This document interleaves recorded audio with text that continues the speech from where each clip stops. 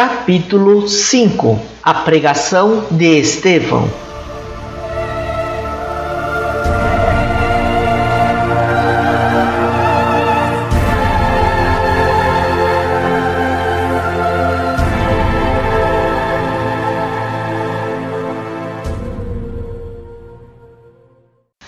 Saulo e Sadoc entraram na igreja humilde de Jerusalém, notando a massa compacta de pobres e miseráveis que ali se aglomeravam com um raio de esperança nos olhos tristes. O pavilhão singelo, construído à custa de tantos sacrifícios, não passava de grande telheiro revestido de paredes frágeis, carente de todo e qualquer conforto. Tiago, Pedro e João surpreenderam-se singularmente com a presença do jovem doutor da lei, que se popularizava na cidade pela sua oratória veemente e pelo acurado conhecimento nas Escrituras. Os generosos galileus ofereceram-lhe um banco mais confortável. Ele aceitou as gentilezas que lhe dispensavam, sorrindo com indisfarçável ironia de tudo que ali se lhe deparava. Intimamente considerava que o próprio Sadoc fora vítima de falsas apreciações. Que podiam fazer aqueles homens ignorantes, irmanados a outros já envelhecidos, valetudinários e doentes? Que podiam significar de perigoso para a lei de Israel aquelas crianças ao abandono, aquelas mulheres semimortas, em cujo coração pareciam aniquiladas todas as esperanças? Experimentava grande mal-estar defrontando tantos rostos que a lepra havia devastado, que as úlceras malignas haviam desfigurado impiedosamente. Aqui, um velhote com chagas purulentas envolvidas em panos fétidos. Além, um aleijado mal coberto de mulambos, ao lado de órfãos andrajosos que se acomodavam com humildade. O conhecido doutor da lei notou a presença de várias pessoas que lhe acompanhavam a palavra na interpretação dos textos de Moisés, na sinagoga dos Cilícios, outras que seguiam de perto as suas atividades no Sinédrio, onde a sua inteligência era tida como o penhor da esperança racial. Pelo olhar, compreendeu que esses amigos ali estavam igualmente pela primeira vez. Sua visita ao templo ignorado dos galileus sem nome atraíra muitos afeiçoados do farisaísmo dominante, ansiosos pelos serviços eventuais que pudessem destacá-los e recomendá-los às autoridades mais importantes. Saulo concluiu que aquela fração do auditório fazia ato de presença e de solidariedade em qualquer providência que houvesse de tomar. Pareceu-lhe natural e lógica aquela atitude, conveniente aos fins a que se propunha. Não se contavam fatos incríveis operados pelos adeptos do caminho? Não seriam grosseiras e escandalosas mistificações? Quem diria que tudo aquilo não fosse o produto inóbil de bruxarias e sortilégios condenáveis? Na hipótese de lhe identificar qualquer finalidade desonesta, podia contar, mesmo ali, um grande número de correligionários dispostos a defender o rigoroso cumprimento da lei, custassem-lhes, embora, os mais pesados sacrifícios. Notando um que outro quadro menos grato ao seu olhar acostumado aos ambientes de luxo, evitava fixar os aleijados e doentes que se acotovelavam no recinto, chamando a atenção de Sadoc com observações irônicas e pitorescas. Quando o vasto recinto, desnudo de ornatos e símbolos de qualquer natureza, de todo se encheu, um jovem permeou as filas extensas, ladeado de Pedro e João, galgando os três um estrado quase natural formado de pedras superpostas. Estevão! Estevão! Vozes abafadas inculcavam o pregador, enquanto seus admiradores mais fervorosos apontavam para ele com jubiloso sorriso. Inesperado silêncio mantinha todas as frontes em singulares expectativas.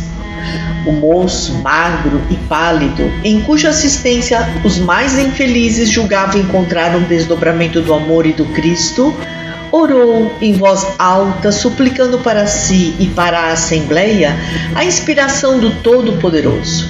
Em seguida, abriu um livro em forma de rolo e leu uma passagem das anotações de Mateus. Mas ide antes as ovelhas perdidas da casa de Israel, e, indo, pregai dizendo: é chegado o reino dos céus.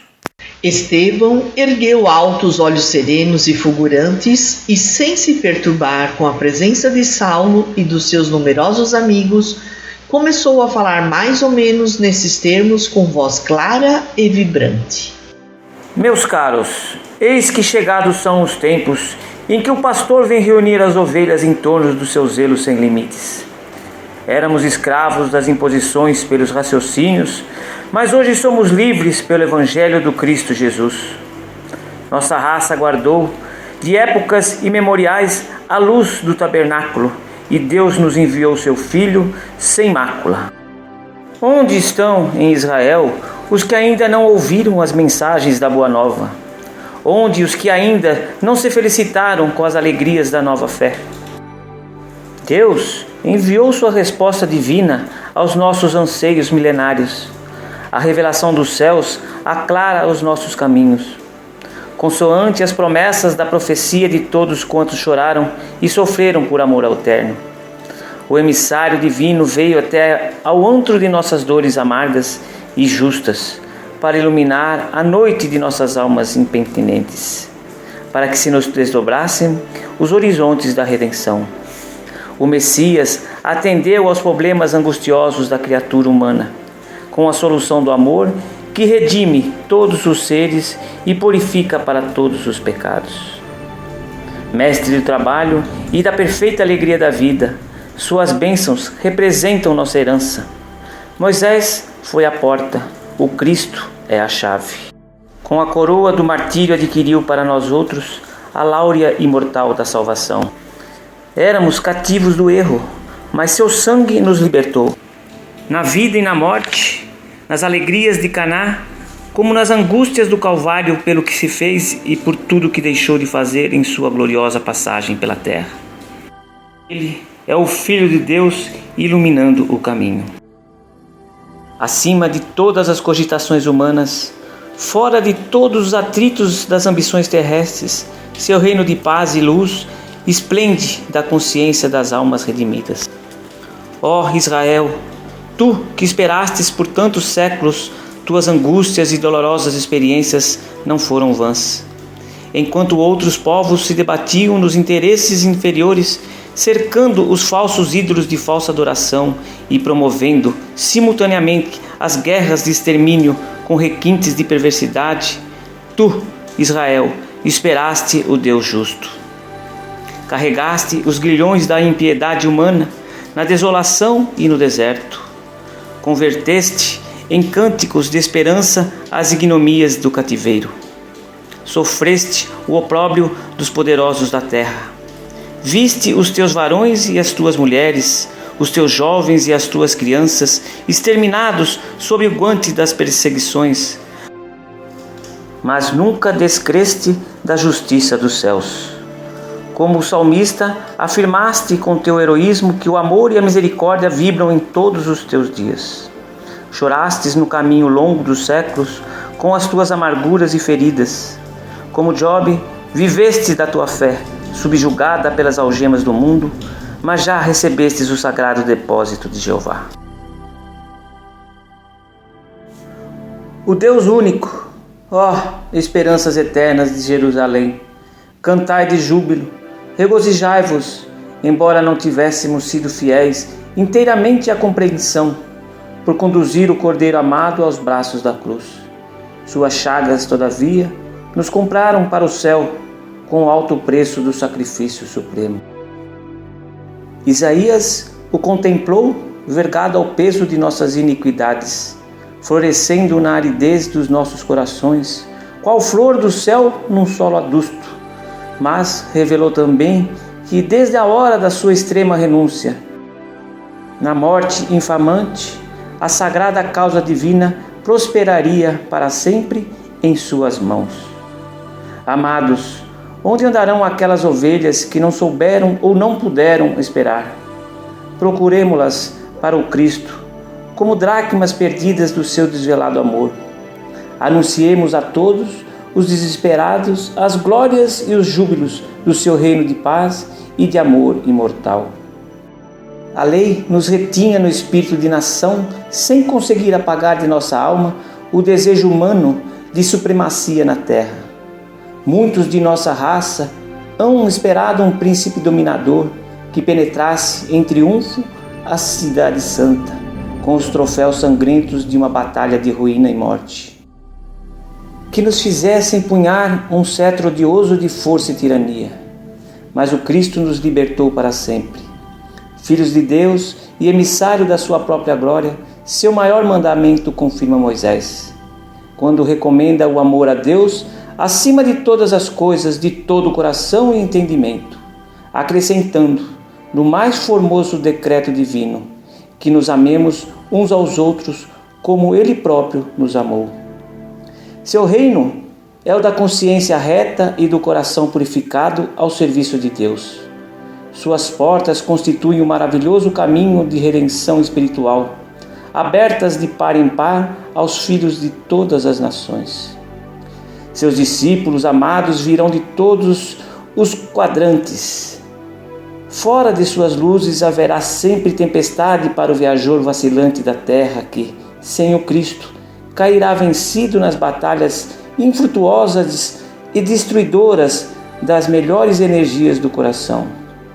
Somente o seu Evangelho confere paz e liberdade. É o tesouro do mundo. Em sua glória sublime, os justos encontrarão a coroa de triunfo, os infortunados o consolo, os tristes a fortaleza do bom ânimo, os pecadores a senda redentora dos resgates misericordiosos. É verdade que não havíamos compreendido. No grande testemunho, os homens não entenderam sua divina humildade e os mais afeiçoados o abandonaram. Suas chagas clamaram pela nossa indiferença criminosa. Ninguém poderá eximir-se dessa culpa, visto sermos todos herdeiros das suas dádivas celestiais, onde todos gozam do benefício. Ninguém pode fugir à responsabilidade.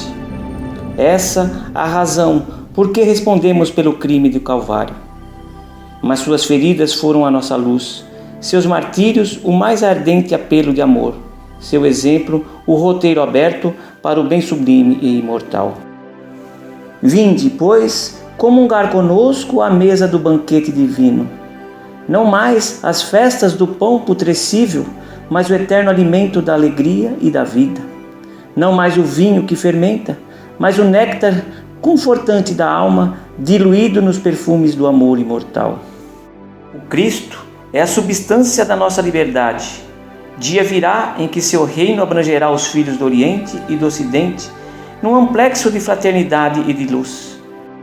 Então, compreenderemos que o Evangelho é a resposta de Deus aos nossos apelos, em face da lei de Moisés. A lei é humana, o Evangelho é divino. Moisés é o condutor, o Cristo o Salvador. Os profetas foram mordomos fiéis, Jesus, porém, é o Senhor da vinha.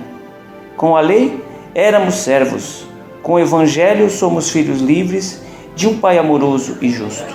Nesse ínterim, Estevão sustou a palavra que lhe fluía harmoniosa e vibrante dos lábios, inspirada nos mais puros sentimentos. Os ouvintes de todos os matizes não conseguiram ocultar o assombro ante os seus conceitos de vigorosas revelações. A multidão embebedecera-se com os princípios expostos. Os mendigos ali aglomerados endereçavam ao pregador um sorriso de aprovação, bem significativo de jubilosas esperanças. João fixava nele os olhos enternecidos, identificando mais uma vez no seu verbo ardente a mensagem evangélica interpretada por um discípulo dileto do Mestre inesquecível, nunca ausente dos que se reúnem em seu nome. Saulo de Tarso, emotivo por temperamento, fundia-se na onda de admiração geral, mas altamente surpreendido verificou a diferença entre a lei e o evangelho, anunciado por aqueles homens estranhos que a sua mentalidade não podia compreender. Analisou de relance o perigo que os novos ensinos acarretavam para o judaísmo dominante. Revoltara-se com a prédica ouvida, nada obstante a sua ressonância de misteriosa beleza. Ao seu raciocínio, impunha-se eliminar a confusão que se esboçava a propósito de Moisés. A lei era uma e única. Aquele Cristo que culminou na derrota entre dois ladrões surgia a seus olhos como um mistificador, indigno de qualquer consideração. A vitória de Estevão na consciência popular, qual a verificava naquele instante, causava-lhe indignação. Aqueles galileus poderiam ser piedosos, mas não deixavam de ser criminosos pela sua subversão dos princípios invioláveis da raça. O orador preparava-se para retomar a palavra momentaneamente interrompida e aguardada com expectação de júbilo geral, quando o jovem doutor se levantou ousadamente e exclamou, quase colérico, frisando os conceitos com evidente ironia: Piedosos galileus, onde o senso de vossas doutrinas estranhas e absurdas? Como ousais proclamar a falsa supremacia do Nazareno, obscuro sobre Moisés, na própria Jerusalém, onde se decidem os destinos das tribos de Israel invencível? Quem era esse Cristo? Não foi um simples carpinteiro? Ao orgulhoso entono da inesperada apóstrofe, houve no ambiente um tal ou qual retraimento de temor. Mas dos desvalidos da sorte, para quem a mensagem do Cristo era o alimento supremo, partiu para Estevão um olhar de defesa e jubiloso entusiasmo. Os apóstolos da Galileia não conseguiam dissimular seu receio. Tiago estava lívido. Os amigos de Saulo notaram-lhe a máscara escarninha. O pregador também empalidecera, mas revelava no olhar resoluto o mesmo traço de imperturbável serenidade.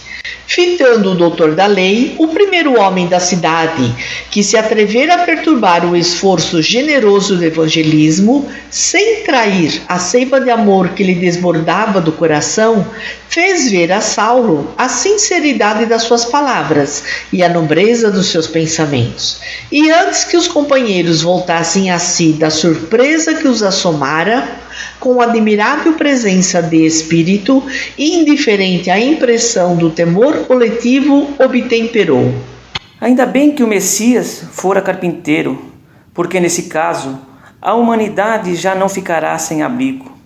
Ele era, de fato, o abrigo da paz e da esperança. Nunca mais andaremos ao léu das tempestades, nem na esteira dos raciocínios quiméricos de quantos vivem pelo cálculo sem a claridade do sentimento. A resposta concisa, desassombrada, desconcertou o futuro rabino. Habituado a triunfar nas esferas mais cultas, em todas as justas da palavra, enérgico, ruborizado, evidenciando cólera profunda, mordeu os lábios num gesto que lhe era peculiar e acrescentou com voz dominadora: Aonde iremos com semelhantes excessos de interpretação em torno de um mistificador vulgar que o Sinédrio puniu com a flagelação e a morte? Que dizer de um Salvador que não conseguiu salvar-se a si mesmo? Emissário revestido de celestes poderes, como não evitou a humilhação da sentença infamante? O Deus dos exércitos que sequestrou a nação privilegiada ao cativeiro, que a guiou através do deserto, abrindo-lhe a passagem do mar, que lhe saciou a fome com o maná divino e, por amor, transformou a rocha impassível em fonte de água viva, não teria meios outros de assinalar o seu enviado, senão com uma cruz de martírio entre malfeitores comuns? Tendes nesta casa a glória do Senhor Supremo assim barateada?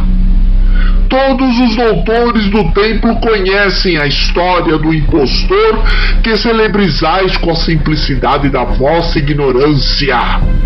Não vacilais em rebaixar nossos próprios valores, apresentando o Messias dilacerado e sangrento sob os apupos do povo. Lançais vergonha sobre Israel e desejais fundar um novo reino? Seria justo dardes a conhecer inteiramente a nós outros o móvel das vossas fábulas piedosas. Estabelecida uma pausa na sua objurgatória, o orador voltou a falar com dignidade.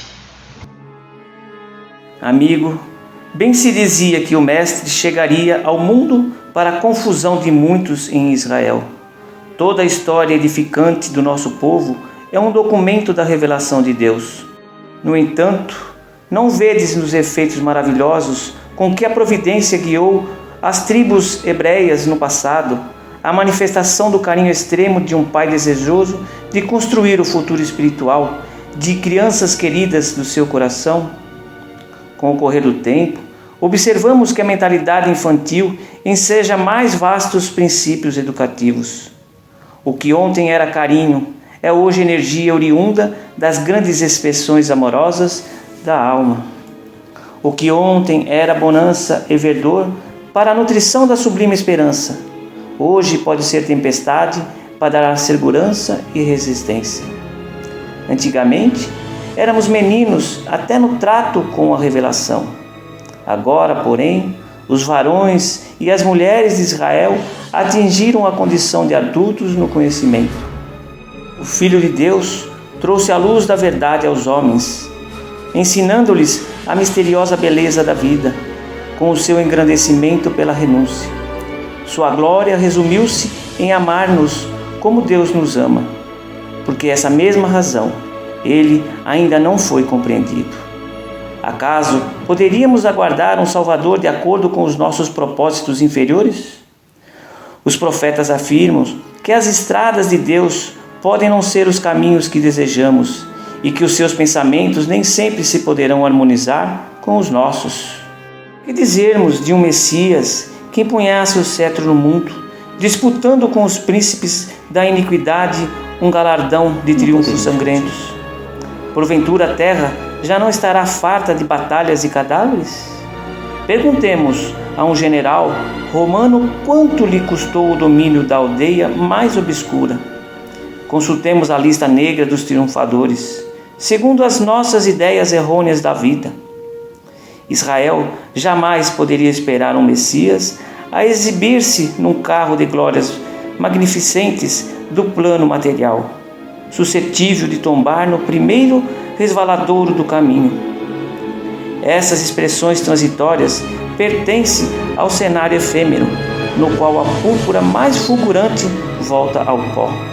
Ao contrário de todos os que pretenderam ensinar a virtude, repousando na satisfação dos próprios sentidos, Jesus executou sua tarefa entre os mais simples, os mais desventurados, onde muitas vezes se encontram as manifestações do Pai, que educa através da esperança insatisfeita e das dores que trabalham do berço ao túmulo a existência humana. O Cristo edificou entre nós seu reino de amor e paz sobre alicerces divinos. Sua exemplificação está projetada na alma humana com luz eterna. Quem de nós, então, compreendendo tudo isso, poderá identificar do emissário de Deus um príncipe belicoso? Não, o Evangelho é o maior em sua expressão mais sublime. O Mestre deixou-se imolar, transmitindo-nos o exemplo da redenção pelo amor mais puro. Pastor do imenso rebanho, ele não quer se perca uma só de suas ovelhas bem-amadas, nem determina a morte do pecador. O Cristo é vida, e a salvação que nos trouxe está na sagrada oportunidade da nossa elevação, como Filho de Deus, exercendo os seus gloriosos ensinamentos. Depois de uma pausa, o doutor da lei já se erguia para revidar, quando Estevão continuou. E agora, irmãos, peço vênia para concluir minhas palavras. Se não vos falei como desejáveis, falei como o Evangelho nos aconselha, arguindo a mim próprio na íntima condenação de meus grandes defeitos. Que a bênção do Cristo seja com todos vós. Antes que pudesse abandonar a tribuna para confundir-se com a multidão, o futuro rabino levantou-se de chofre e observou enraivecido. Exige a continuação da arenga. Que o pregador espere, pois não terminei o que eu preciso dizer. Não poderia discutir. Por quê? Estais intimado a prosseguir. Amigo, o Cristo aconselhou que devemos dar a César o que é de César e a Deus o que é de Deus. Se tendes alguma acusação legal contra mim, exponde-a sem receio e vos obedecerei. Mas no que pertence a Deus, só a Ele compete arguir-me. Tão alto espírito de resolução e serenidade quase desconcertou o doutor do Sinédrio. Compreendendo, porém, que a impulsividade somente poderia prejudicar-lhe a clareza do pensamento, acrescentou mais calmo, apesar do tom imperioso que deixava transparecer toda a sua energia. Mas eu preciso elucidar os erros desta casa. Necessito perguntar e a vez de responder-me. No tocante ao Evangelho, já vos ofereci os elementos de que podia dispor, esclarecendo o que tenho ao meu alcance. Quanto ao mais, esse templo humilde é construção de fé e não de justas casuísticas. Jesus teve a preocupação de recomendar a seus discípulos que fugissem do fermento das discussões e das discórdias. Eis porque não será lícito perdermos tempo em contendas inúteis, quando o trabalho do Cristo reclama o nosso esforço. Sempre o Cristo, sempre o impostor. Minha autoridade é insultada pelo vosso fanatismo nesse recinto de miséria e de ignorância. Mistificadores, rejeitais as possibilidades de esclarecimento que vos ofereço. Galileus incultos, não quereis considerar o meu nobre cartel de desafio. Saberei vingar a lei de Moisés, da qual se tripudia. Recusais a intimativa, mas não podereis fugir ao meu desforço. Aprendereis a amar a verdade e a honrar Jerusalém, renunciando ao Nazareno insolente, que pagou na cruz os criminosos desvarios. Recorrei ao Sinédrio para vos julgar e punir. O Sinédrio tem autoridade para desfazer vossas condenáveis alucinações. Assim concluindo, parecia possesso de fúria, mas nem assim logrou perturbar o pregador, que lhe respondeu de ânimo sereno. Amigo, o Sinédrio tem 1000 meios de me fazer chorar, mas não lhe reconheço poderes para obrigar-me a renunciar ao amor de Jesus Cristo. Dito isso, desceu da tribuna com a mesma humildade, sem se deixar empolgar pelo gesto de aprovação que lhe endereçavam os filhos do infortúnio, que ali o ouviam como um defensor de sagradas esperanças. Alguns protestos isolados começaram a ser ouvidos. Fariseus irritados vociferavam insolências e remoques. A massa agitava-se, prevendo atrito iminente. Mas, antes que Estevão caminhasse 10 passos para o interior, junto dos companheiros, e antes que Saulo alcançasse com outras objeções pessoais e diretas, uma velhinha maltrapilha apresentou-lhe uma jovem pobremente vestida e exclamou cheia de confiança: Senhor, sei que continuais a bondade e os feitos do profeta de Nazaré, que um dia me salvou da morte, apesar dos meus pecados e fraquezas. Atendei-me também por piedade. Minha filha emudeceu há mais de 1 ano.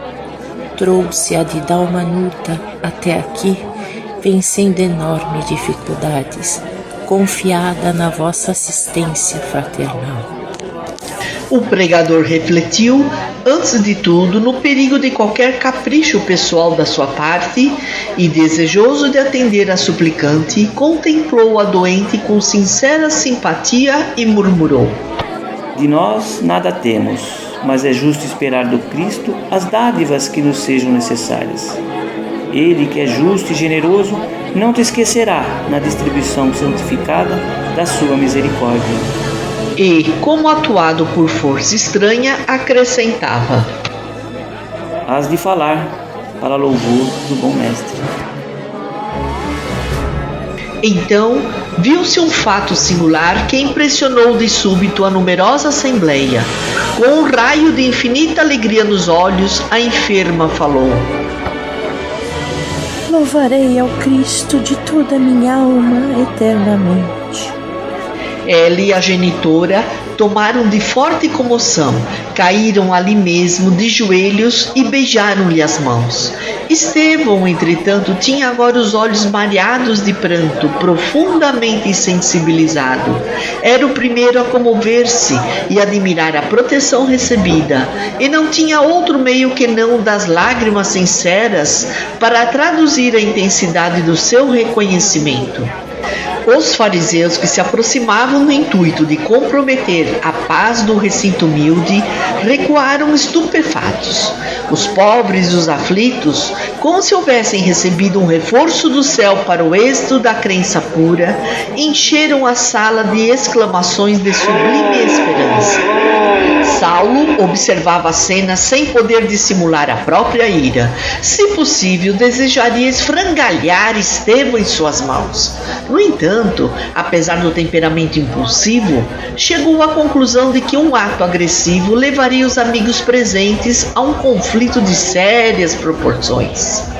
Refletiu igualmente que nem todos os adeptos do caminho estavam, como o pregador, em condições de circunscrever a luta ao plano das lições de ordem espiritual e, de certa forma, não recusariam a luta física. De relance, notou que alguns estavam armados, que os anciães traziam fortes cajados de arrimo e os aleijados exibiam rijas muletas. A luta corporal naquele recinto de construção frágil teria consequências lamentáveis. Procurou coordenar melhores raciocínios. Teria a lei a seu favor? Poderia contar com o sinédrio? Os sacerdotes mais eminentes eram amigos devotados. Lutaria com Estevão até dobrar-lhe a resistência moral. Se não conseguisse submetê-lo, odiá-lo-ia para sempre. Na satisfação dos seus caprichos, saberia remover todos os obstáculos. Reconhecendo que Sadoc e mais 2 companheiros iam iniciar o tumulto, gritou-lhes em voz grave e imperiosa: Vamo-nos! Os adeptos do caminho pagarão muito caro a sua ousadia. Nesse momento, quando todos os fariseus se dispunham a lhe atender à voz de comando, o moço de Tarso notou que Estevão se encaminhava para o interior da casa, passando-lhe rente aos ombros. Saulo sentiu-se abalado em todas as fibras do seu orgulho. Fixou-o quase com ódio, mas o pregador correspondeu-lhe com um olhar sereno e amistoso. Tão logo se retirou o jovem doutor da lei com os companheiros numerosos que não conseguiam disfarçar o seu despeito. Os apóstolos galileus passaram a considerar com grande receio as consequências que poderiam advir do inesperado episódio. No dia seguinte, como de costume, Saulo de Tarso, à tardinha, entrava em casa de Zacarias, deixando transparecer na fisionomia a contrariedade que lhe ia no íntimo. Depois de aliviar-se um tanto dos pensamentos sombrios que o atribulavam, graças ao carinho da noiva amada, por ela instado a dizer os motivos de tamanha preocupação, narrou-lhe os acontecimentos da véspera, acrescentando: Esse Estevão pagará caríssimo a humilhação que pretendeu infligir-se publicamente. Seus raciocínios sutis podem confundir os menos argutos, e é necessário fazermos preponderar nossa autoridade em face dos que não têm competência para conversar os princípios sagrados. Hoje mesmo conversei com alguns amigos relativamente às providências que nos cumpre tomar. Os mais tolerantes alegam o caráter inofensivo dos galileus, pacíficos e caritativos, mas sou de opinião que uma ovelha má põe o rebanho a perder. Acompanho-te na defesa das nossas crenças. Não devemos abandonar nossa fé ao trato e ao sabor das interpretações individuais e incompetentes. Depois de uma pausa... Se Gesiel estivesse conosco, seria teu braço forte na exposição dos conhecimentos sagrados. Certamente, ele teria prazer em defender o testamento contra qualquer expressão menos razoável e fidedigna. Combateremos o inimigo que ameaça a genuidade da revelação divina, e não cederei terreno aos inovadores incultos e cavilosos. Abigail, apreensiva, perguntou: Esses homens são muitos? Sim. E o que os torna mais perigosos é os mascararem as intenções com atos piedosos, por exaltar a imaginação versátil do povo com pretensos poderes misteriosos, naturalmente alimentados à custa de feitiçarias e sortilégios. Em qualquer hipótese, convém proceder com serenidade e prudência, para evitar os abusos de autoridade. Quem sabe são criaturas mais necessitadas de educação que de castigo? Sim. Já pensei em tudo isso. Aliás, não pretendo incomodar os galileus simplórios e despretensiosos que se cercam em Jerusalém de inválidos e doentes, dando-nos a impressão de loucos pacíficos. Contudo, não posso deixar de reprimir o orador cujos lábios, a meu ver, destilam um poderoso veneno no espírito volúvel das massas, sem consciência perfeita dos princípios esposados. Aos primeiros importa esclarecer, mas o segundo precisa ser anulado, visto não se lhe conhecerem os fins, quiçá criminosos e revolucionários. Não tenho como desaprovar as tuas ilações.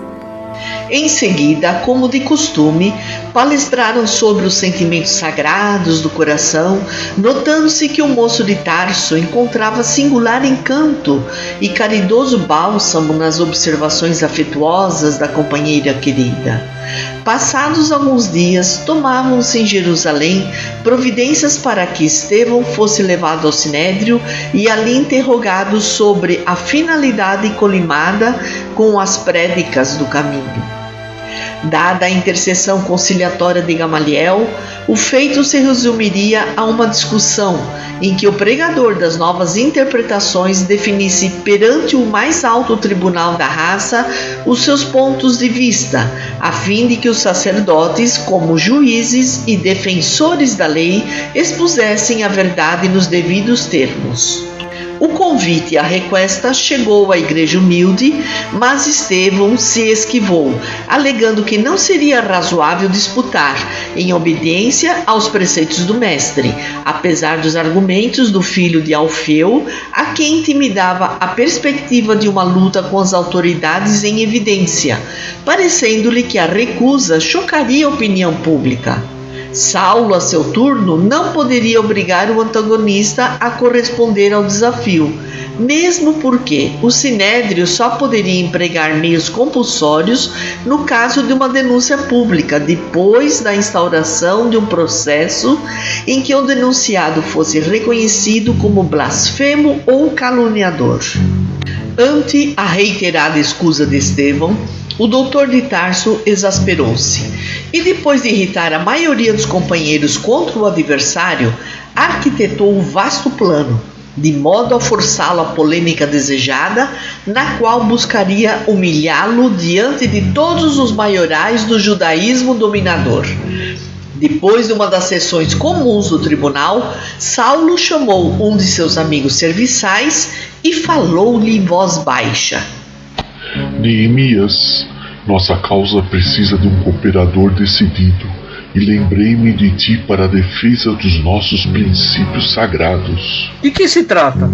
Mandai e estou pronto a obedecer.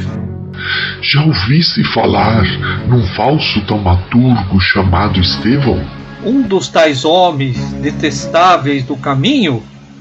Já lhe ouvi a própria palavra, e por sinal, que reconheci nas suas ideias as de um verdadeiro alucinado. Ainda bem que o conheces de perto. Necessito de alguém que eu denuncie como blasfemo em face da lei, e lembrei-me da tua cooperação nesse sentido. Só isso é coisa fácil e agradável, pois não ouvi dizer que o carpinteiro crucificado é o fundamento da verdade divina? Isto é mais que blasfêmia. Trata-se de um revolucionário perigoso, que deve ser punido como o caluniador de Moisés. E Saulo, com um largo sorriso, exclamou: Muito bem, conto, pois, contigo. No dia imediato, Neemias compareceu ao Sinédrio e denunciou o generoso pregador do Evangelho como blasfemo e caluniador, acrescentando criminosas observações de própria conta. Na peça acusatória, Estevão figurava como feiticeiro vulgar, mestre de preceitos subversivos em nome de um falso Messias que Jerusalém havia crucificado anos antes, mediante idênticas acusações. Neemias inculcava-se como vítima da perigosa seita que lhe atingira e disturbara a própria família. Afirmava-se testemunha de baixos sortilégios por ele praticados em prejuízo de outrem. Saulo de Tarso anotou as mínimas declarações, acentuando os detalhes comprometedores.